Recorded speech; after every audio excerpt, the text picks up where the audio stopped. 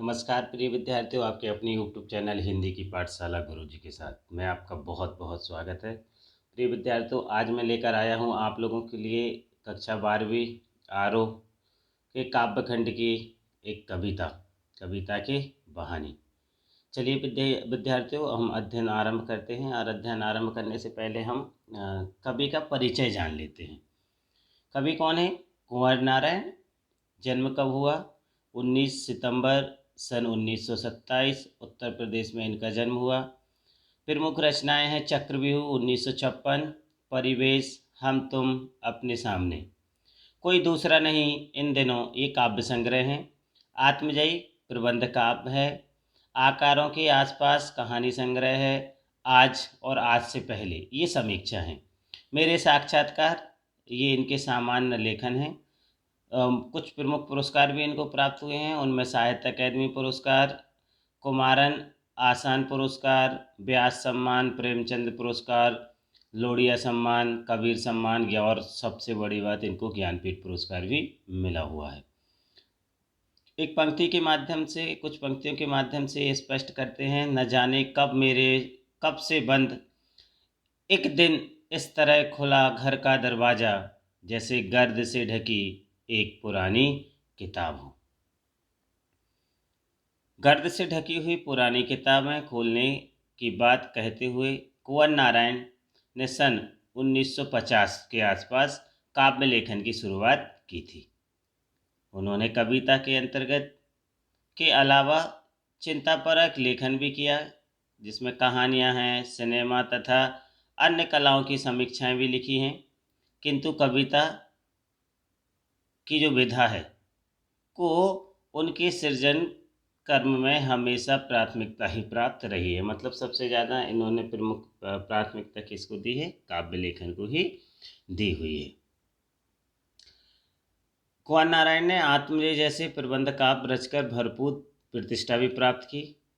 आलोचक मानते हैं कि उनकी कविताओं में व्यर्थ का उलझाव, अखबारी सतहीपन और वैचारिक धुंध के बजाय संयम है, परिष्कार और साफ सुथरापन है। भाषा और विषय की विविधता उनकी कविताओं के विशेष गुण माने जाते हैं। उनमें यथार्थ का खुरदरापन है और उसका सहज सौंदर्य भी है। सीधी घोषणाएं और फैसले उनकी कविताओं में नहीं मिलते, क्योंकि जीवन को मुकम्मल करने के लिए, उसको पूरा करने के लिए मुकम्मल तौर पर समझने वाला एक खुलापन उनके कवि स्वभाव की मूल विशेषता है। एकदम खुले हृदय के हैं, परिस्थितियों को समझते हैं और उसी के अनुसार उन्होंने अपना लेखन कार्य किया हुआ है।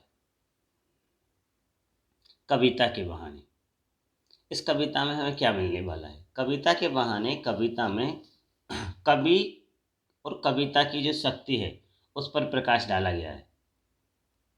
कवि का कहना है कि कविता में जो चिड़िया की उड़ान है, या फूलों का खिलना है, उनका मुस्कुराना है, और बच्चों की जो क्रीड़ा है, तीनों का उन्होंने एक समावेश किया है। और ये बताते हैं कि ये तीनों अपने आप में सुंदर होते हुए भी एक दायरे में बंध जाते हैं। तीनों मतलब दोनों, लेकिन एक बच्चों का क्षेत्र और एक कविता का क्षेत्र, ये असीम है। उसके अंतर्गत जड़, चेतन, जीव, निर्जीव, पशु, जानवर, पक्षी, मनुष्य, सभी कुछ आ जाते हैं।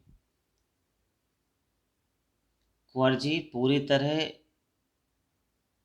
इन कविताओं में, दोनों कविताओं में जो अपनी बात रखते हैं वो कुछ इस प्रकार से रखते हैं। कविता के बहाने में जो इन दिनों उनके काव्य के संग्रह से ली गई है, आज का एक के जो समय है वो कविता के वजूद को लेकर आशंकित है। वो कहीं ना कहीं आशा अंकित है, मतलब उनमें एक शक है, एक डर है, और उसी शक, उसी डर के लिए, शक की ही यांत्रिकता के दबाव में ये कविता का अस्तित्व नहीं रहेगा, ऐसा उनका मानना है। और ऐसे में यह कविता की अपार संभावनाओं को टटोलने का एक अवसर देती है। कविता के बहाने यह एक यात्रा है जो चिड़िया और फूलों से लेकर बच्चों तक जाती है। एक और प्रकृति है और दूसरी ओर भविष्य की ओर कदम बढ़ाता हुआ बच्चा है। तो यहाँ बच्चे की कल्पना शक्ति, बच्चों के हाव भाव को इस कविता में बड़े ही स्पष्ट रूप से दिखाया गया है। चलिए तो हम अध्ययन करते हैं अपनी आज की कविता का, जिसका शीर्षक है कविता के बहाने। कवि कहता है, कविता एक उड़ान है चिड़िया के बहाने, कविता की उड़ान भला चिड़िया क्या जाने। बाहर भीतर इस घर उस घर, कविता के पंख लगा उड़ने के माने, चिड़िया क्या जाने।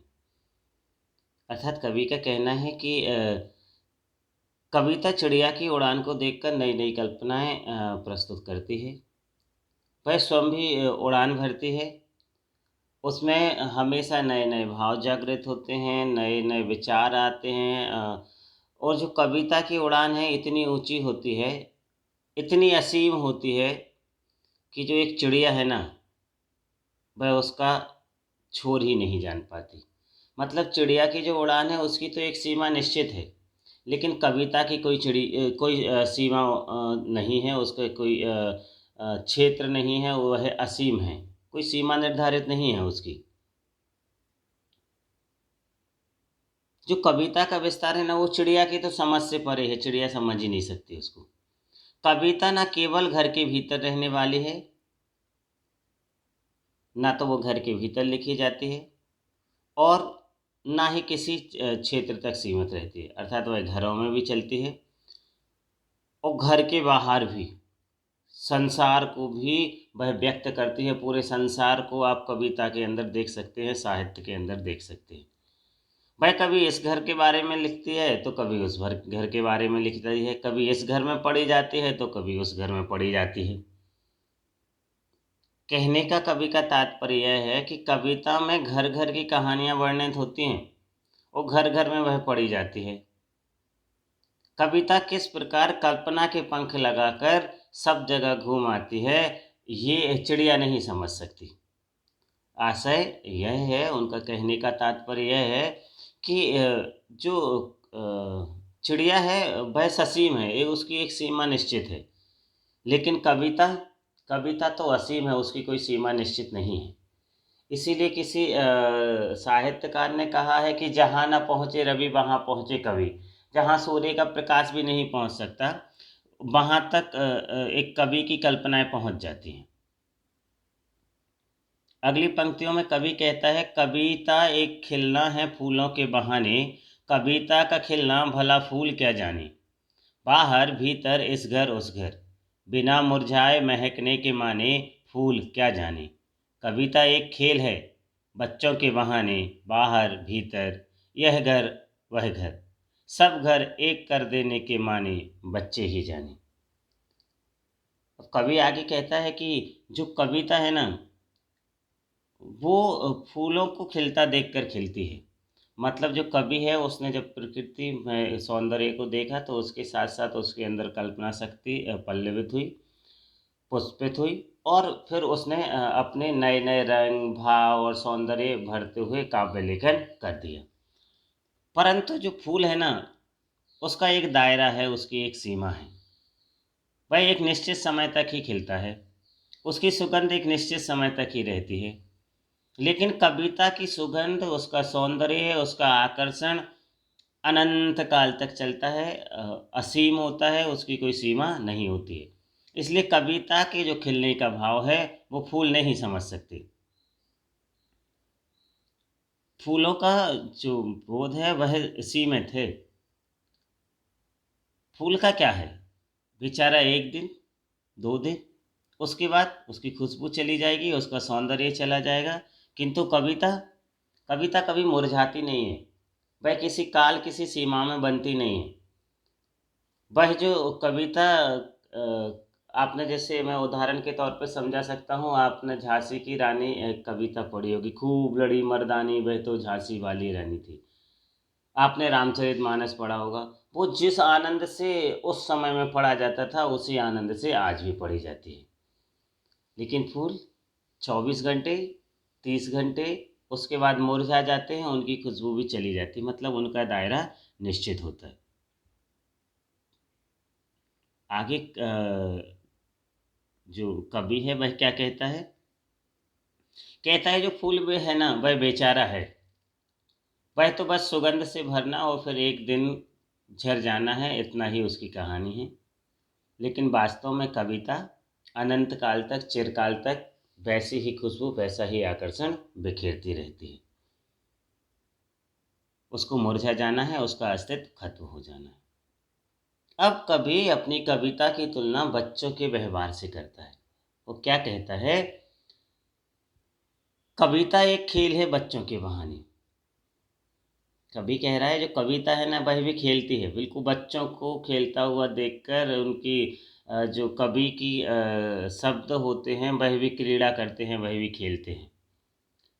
उसके शब्दों के भाव, उसके विचार नए नए रूप लेते हैं, जैसे बच्चे नए नए खेल खेलते हैं। जिस प्रकार बच्चे खेल खेलते हुए कभी घर में आते हैं, कभी बाहर भाग जाते हैं, कभी इसके घर में चले जाते हैं, कभी उसके घर में चले जाते हैं, मतलब उनके लिए कोई बंधन नहीं होता है, उनके लिए कोई सीमाएं नहीं होती हैं। ठीक वैसे ही कविता के साथ होता है।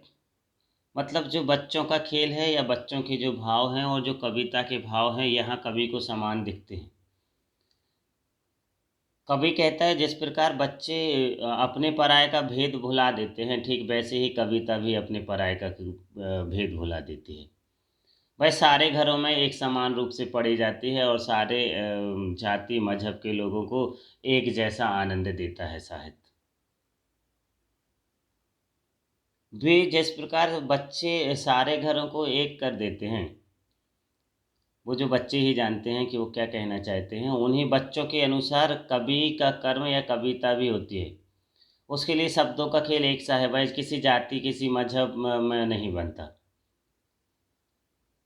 जिस प्रकार बच्चे सारे संसार को एक कर देते हैं, वैसे ही कवि अपने शब्दों के माध्यम से, अपने मन के विचारों से बाहरी संसार को, अपने अपनों को, परायों को, जाति को, मजहब को, सभी को अपनी वाणी में स्थान देता है और सबको समान कर उनकी भावनाओं को व्यक्त करता है। तो बच्चों, मैं उम्मीद कर सकता हूँ ये कविता आप लोगों को ज़रूर समझ आई होगी और आपके अध्ययन में ये बड़ी ही मददगार साबित होगी। आज के लिए इतना ही। अगले अध्ययन में हम पढ़ेंगे बात सीधी थी पर, इस कविता को। तब तक के लिए मुझे विदा दीजिए और मेरे अपने इस चैनल से, आपके अपने इस चैनल से जुड़े रहिए और इसको अधिक से अधिक शेयर कीजिए और अपने दोस्तों को इस पर आमंत्रित कीजिए। धन्यवाद।